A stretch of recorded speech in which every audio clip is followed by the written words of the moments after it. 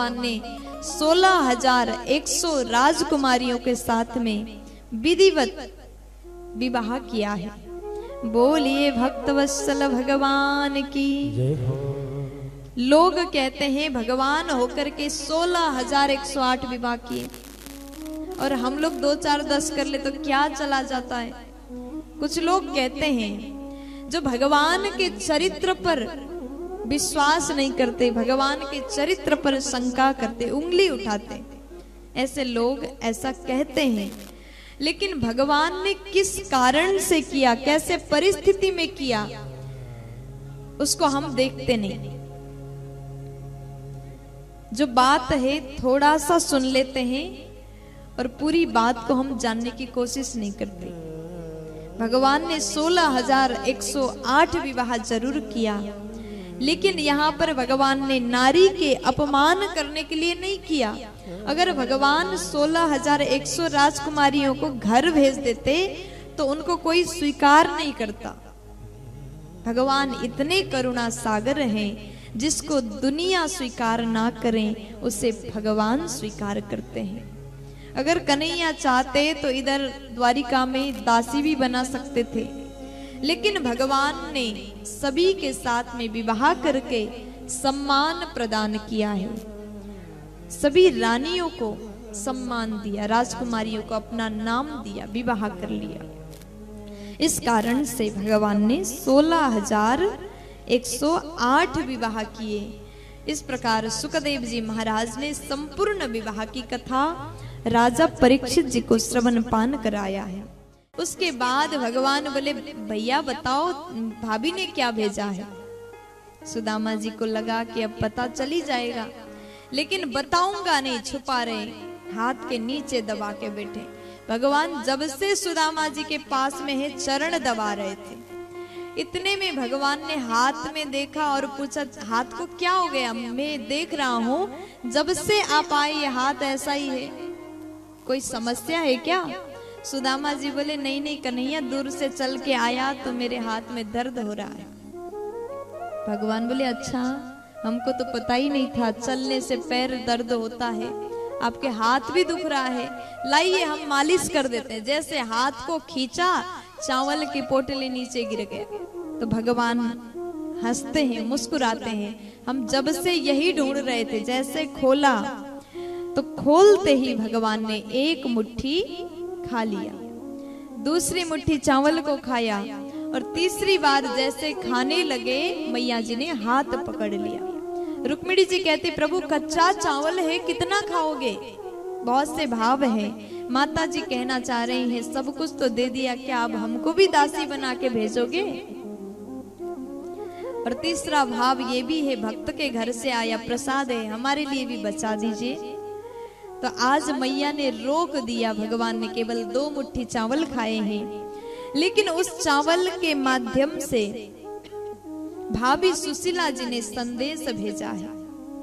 मैया सुशीला भगवान से कहती प्रभु आपके भक्त के घर में महीने में 2 बार एकादशी होती है, 2 बार आपके भक्त व्रत करते हैं, लेकिन हमारे घर तो रोज एकादशी है।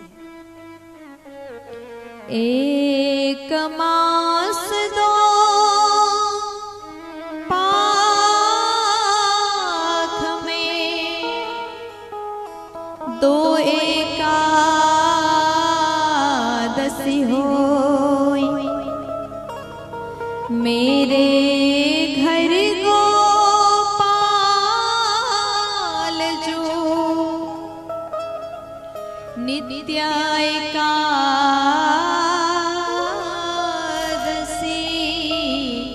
होई।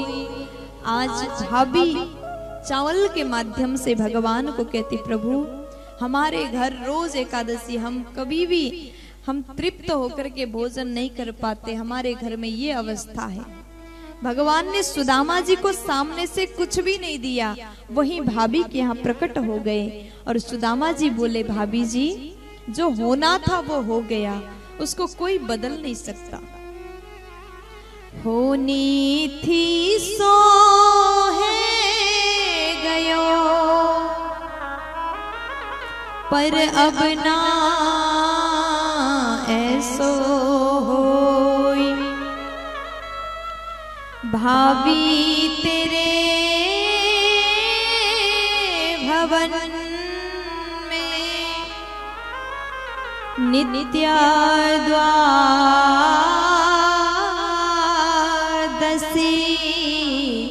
होई।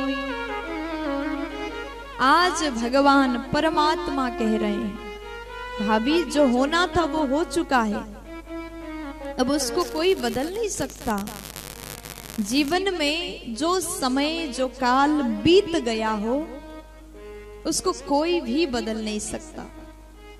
भगवान कह रहे हैं बीते हुए कल को हम भी नहीं बदल सकते। इसलिए कुछ लोग होते हैं हमारे भूतकाल में जो बीत गया हो, हमारे साथ क्या हुआ था उसको याद कर करके आज रोते हैं।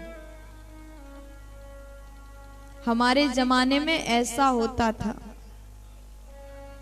ये था वो था, इतना दुख था, ऐसा कष्ट था, उसको आज गा कर के आज भी रोते हैं लोग। लेकिन वो गलत है। आपके बीते हुए कल कैसा था उसको सोच करके आज को खराब मत करिए। अभी आपके जीवन में जो है अच्छा है, सही चल रहा है, वर्तमान में जियो और भविष्य की चिंता मत करिए। जो हुआ बीत गया, जो चल रहा है बढ़िया चल रहा है, और जो होगा भगवान अच्छा ही करेंगे, इस भरोसे के साथ में जीवन को जीना चाहिए। अगर आपके भीतर ये भरोसा अगर रहेगा तो भगवान जो करेंगे अच्छा करेंगे। प्यार से बोलो। भगवान बोले जो हो गया उसको तो हम भी नहीं बदल सकते, इसलिए भाभी उसको भूल जाइए। और मैं आपको वचन देता हूं, आज के बाद आपके घर भाभी तेरे भवन में नित्य द्वादशी होई। अब एकादशी ने नित्य प्रति द्वादशी होगा। भाभी प्रसन्न हो गई। भगवान ने सब कुछ प्रदान किया। जिस प्रकार एकादशी में व्रत किया जाता है, आप लोग एकादशी व्रत करते हो? नहीं करते? आप लोग को क्या हो गया? ए मैया बोलो ना, सो गए क्या सब कोई? आप लोग हो यहाँ पे? जोर से बोलो, और जोर से बोलो ना। एकादशी में जो व्यक्ति व्रत करता है और द्वादशी में ब्राह्मणों को भोजन कराया जाता है, एकादशी के महात्म्य पढ़ा जाता है, पाठ किया जाता है, कथा सुनना पड़ता है, और उसके बाद ब्राह्मण को भोजन कराने के बाद, ब्राह्मणों को दक्षिणा देने के बाद स्वयं भोजन करना चाहिए, तभी एकादशी का व्रत पूर्ण होता है। तो इसलिए भगवान बोले आपके घर में एकादशी नहीं, सबको खिलाने का सामर्थ्य द्वादशी होगा। भाभी जी प्रसन्न हो गई। और इधर सुदामा जी कहते हैं, सुदामा के सामने से इसलिए नहीं दिया, सुदामा को ये लगेगा कि हम भगवान के ऋणी हैं, इसलिए सामने से नहीं दिया। अब जैसे सुदामा जी भगवान को प्रणाम करते हैं, भगवान से बातें करते हैं, उसके बाद में भगवान ने सुदामा जी को प्रणाम किया, विदा किया, द्वारिकापुरी से आए हैं, अपने घर वापस आए हैं, जहां पर छोटा सा झोपड़ी था, वहां पर दिव्य महल को देख करके बड़े ही आश्चर्यचकित होते हैं। सुशीला ने सारी बातें बताई। उसके बाद में सुदामा जी बोले ये धन धान्य ऐश्वर्य हमको नहीं चाहिए, हमको वही पुराना कुटिया चाहिए। लेकिन सुदामा जी बाहर जैसे निकलने लगे, भगवान ने अपनी माया का दर्शन कराया, और उसके बाद में श्री सुखदेव जी महाराज कहते हैं वहां बैठ करके सुदामा जी ने भजन किया। इस प्रकार पावन कथा, पावन चरित्र सुखदेव जी महाराज ने राजा परीक्षित को श्रवण पान कराया है।